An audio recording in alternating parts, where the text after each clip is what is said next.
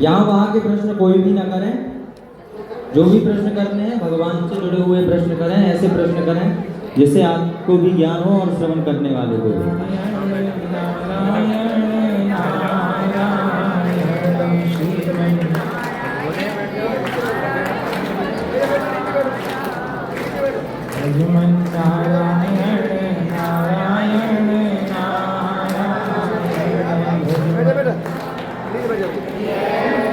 जय जय श्री राम। कैसे हैं आप लोग? स्वागत है आपका मंगलमयी प्रश्नोत्तरी में। जिनका प्रश्न है वो हाथ उठा लें। किन किन का सवाल है बोलिए। भैया को बात करो फिर भैया को।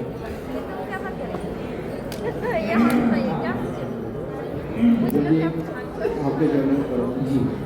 मेरे जो क्वेश्चन है वो समाज के प्रति व्यक्तिगत कुछ नहीं है, वो उसमें जो भी है उसको क्षमा करना चाहिए। मेरे को अज्ञानी व्यक्ति बताए, ठीक है। मेरा पहले क्वेश्चन ये है कि मैं धर्म पे कोई उंगली नहीं उठा रहा हूँ, मैं आप कदम सुनते रहते हूँ।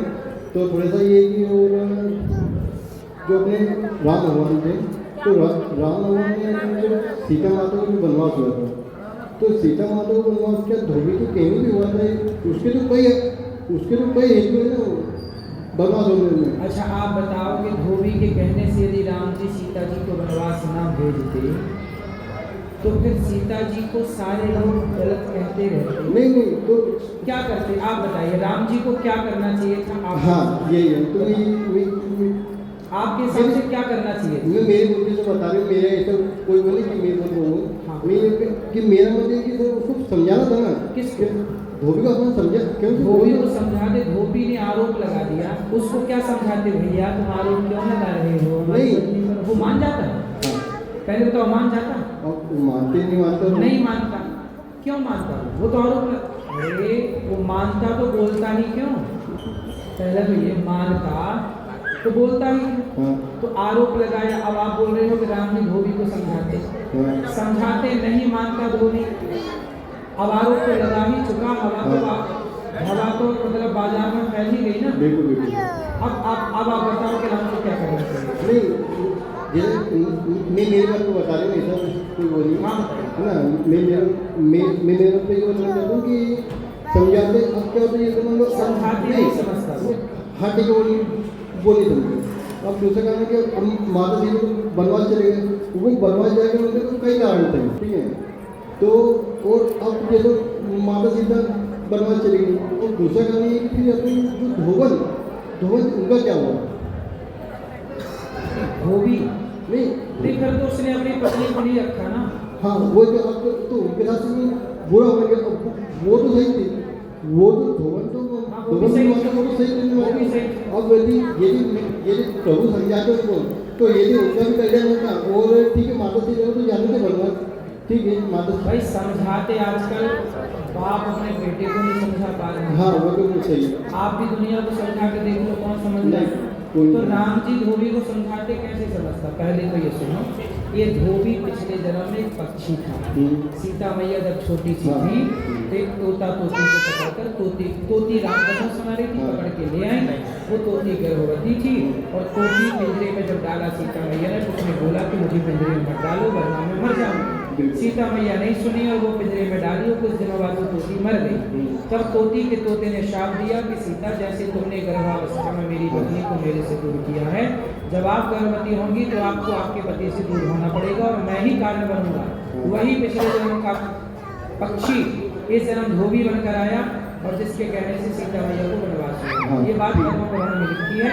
सीता मैया ने बचपन में पक्षी को पिंजरे में डाला, जिसका ये दंड था। जो कर्म प्रधान है, जो जैसे कर्म से जैसे फल चाखा, कर्म प्रधान विश्व करी राखा, तो उस करनी का फल सीता मैया को भी भोगना पड़ा। ये कथा ये समझा रही है कि कर्म दंड तो सबको भोगना पड़ेगा। इसमें दोष ना धोबी का है, ना धोबी का, ना राम का। बात समझने की, यदि समझ जाओ तो सब बात समझ में आ जाए, नहीं समझ पाओ तो आरोप लगाते रहो। राम दोषी नहीं है, राम जी राजा है और राजा का धर्म है प्रजा की बात सुनना।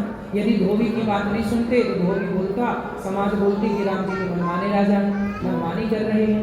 राम केवल पति होते सीता मैया के तो किसी के कहने से बिल्कुल ना निकालते, लेकिन राम जी केवल पति नहीं थे, उस समय राम राजा हैं और राजा का धर्म है कि वो प्रजा से, परिवार से ज्यादा प्रजा की बात को महत्व दे, ये राजा का धर्म होता है। तो राम जी ने उस समय वही किया। अच्छा, सीता मैया को वनवास ना भेजते, धोबी को राम जी चाहे तो धोबी को मरवा देते कि चल मैं तुझे फांसी देता हूँ। यदि राम जी धोबी को मरवा देते तो सीता पर लगाया गया आरोप सिद्ध हो जाता। बिल्कुल। लोग क्या बोलते कि अच्छा गलत होंगी सीता मैया तब तो मरवा दिया। आप मुंह बंद करने की बात कर रहे हैं, धोबी का मुंह बंद कर दे तो लोग आरोप लगाते कि धोबी को पैसे दे दिए होंगे राम ने और मुंह बंद करवा लिया होगा, पत्नी गलत होगी। सीता मैया पे आरोप लगा हुआ था, अभी केवल आरोप था, लेकिन धोबी पे कुछ भी प्रतिक्रिया करते तो वो आरोप सिद्ध हो जाता। इसलिए धोबी को कुछ भी छेड़खानी राम जी ने नहीं की। सीता मैया को कहा कि वनवास में, अच्छा वनवास के दौरान लोगों को आधी अधूरी बात पता है, जितने साल सीता मैया वनवास में, अच्छा सीता मैया को वनवास हुआ, सीता मैया चाहती तो अपने मायके भी तो चली जाती। जनकपुर जी, जनक जी के यहाँ, वहाँ तो कोई दिक्कत नहीं थी, जंगल ही क्यों गए? क्योंकि बच्चों को संतों का संस्कार मिले। और आपको एक बात और बताऊं, जितने समय सीता मैया वनवास थी उतने समय वहाँ जनक जी और जनक जी की पूरी सेना वहाँ सीता मैया की सुरक्षा में थी। उतने समय जनक जी वहीं थे सीता जी के पास। और जब सीता जी का वनवास हुआ जिस दिन, उस दिन भी संयोग से जनक जी अयोध्या में, सीता मैया का वनवास हुआ, जनक जी ने कोई ऑब्जेक्शन नहीं दिया। कहीं सुना कि जनक जी को कोई दिक्कत हुई? जनक जी जानते हैं कि धर्म क्या है। ये आज के लोग समझते नहीं है कि धर्म क्या है, राम क्या, रामो विग्रहवान धर्म। जब सीता के पिता जनक को आपत्ति नहीं हुई तो ये जो समझते नहीं वो आपत्ति करते फिरते राम जी ने गलत किया। अरे जब सीता मैया के पिता को आपत्ति नहीं, तुम कौन होते आपत्ति करने वाले? पहले पूरी बात को समझो, पूरे प्रसंग को समझो। राम को समझना इतना भी तो सरल नहीं है।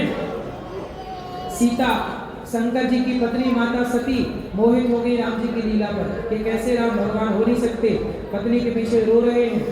शंकर जी की पत्नी नहीं समझ पाए जिन राम को, उन राम को हम और आप कितना समझ पाएंगे? मोहियन बड़े बड़े ज्ञानी नहीं समझ पाए जिन राम को, उन्हें आप और हम कितना समझ लेंगे? आरोप लगाना बहुत आसान है किसी पर, लेकिन उसकी मजबूरी समझना, उस प्रसंग का पूरा। अभी और गहरी बातें आपको क्या बताएं कि कैके मैया बोली सीता जी से कि सीता ये बताओ कि रावण कैसा दिखता था? तो सीता मैया बोली मैंने तो रावण को देखा नहीं। ये आनंद रामायण की है, रामायण की चर्चा मैंने संतों की बात सुनी। सीता मैया बोली कि मैंने तो देखा नहीं रावण को, लेकिन जब रावण मेरे को लेके जा रहा था तब मैंने उसके नीचे, उसकी मेरी नजरें थी तो मैंने रावण के पांव का अंगूठा देखा। तो कह के मैया बोली कि जरा इस दीवार में बना कि रावण का अंगूठा कैसा दिखता है। तो सीता मैया ने अंगूठा बना दिया, अंगूठा बना के सीता मैया चली गई। कह गई मैया आई और अंगूठे के ऊपर रावण के बारे में तो सबने सुन रखा था, तो रावण का चित्र बना दिया कैकेयी माने, कैकेयी माने बना दिया। फिर आए राम, तो राम ने देखा कि मेरे कक्ष में रावण का चित्र है, तो कैकेयी मैया बोली सीता ने बताया लगता है मेरी सीता मैया के अंदर रावण का कुछ मन है, चित्र है, देखो बना के रखा तुमने। तो राम जी ने सीता मैया से पूछा कि देवी तुम्हारे कमरे में वो रावण का चित्र क्यों बना है? तो सीता मैया ने कहा कि कैकेयी माँ ने मेरे से पूछा था कि कैसा दिखता है रावण, तो मैंने कहा कि मैंने तो देखा नहीं है पर पाँव का अंगूठा देखा है। तो पाँव का अंगूठा मैंने बनाया है, उसके ऊपर पूरा चित्र माता कैकेयी। राम जी समझ गए कि कैकेयी मैया मेरी सीता को मेरे से अलग करना चाहती है, तो अब वो जहर भर दिया। अच्छा उसी समय सीता मैया गर्भवती थी, तो राम जी कैकई से बात की है, समझ के उनके हाव भाव कि ये मेरे और सीता के बीच में फूट चाहती, क्योंकि वो ये चाहते थे कि सीता मैया अलग हो जाएंगी तो राम टूट जाएंगे, और राम टूट जाएंगे तो मेरे भरत का फिर राज्य तैयार हो जाएगा। मतलब अभी भी भरत वाला मोह समाप्त हुआ नहीं था, और इस तरह से सीता मैया को वनवास भेजने का षड्यंत्र कैकई माँ भी उसमें सम्मिलित है। ये भी एक कथा है, ठीक है, पर ये कथा लोग नहीं समझते, दूर दूर की बात नहीं समझते। और इस दूसरा तरह क्वेश्चन ये है कि जो हम इसलिए सीता मैया को कुछ समय के लिए वहां भेजा जाए। दूसरा क्वेश्चन इसलिए बात अभी पूरी नहीं हुई, इसलिए कैकई मैया को नरक जाना पड़ा था। राम को वनवास भेजा इसलिए नहीं, अच्छा सीता जी को वनवास भेजा इसलिए कैकई माँ को नरक जाना पड़ा था। भगवान राम बोले कि नहीं मेरी माँ नरक नहीं जाएगी, ब्रह्मा बोले नहीं, आप बोल रहे नहीं जाएगी पर मैं बोल रहा हूं। ब्रह्मा जी बोले नहीं नरक जाना पड़ेगा, क्योंकि इन्होंने सीता नरक सॉरी कैकई मैया नरक गई। कौन नरक गया? दूसरा क्वेश्चन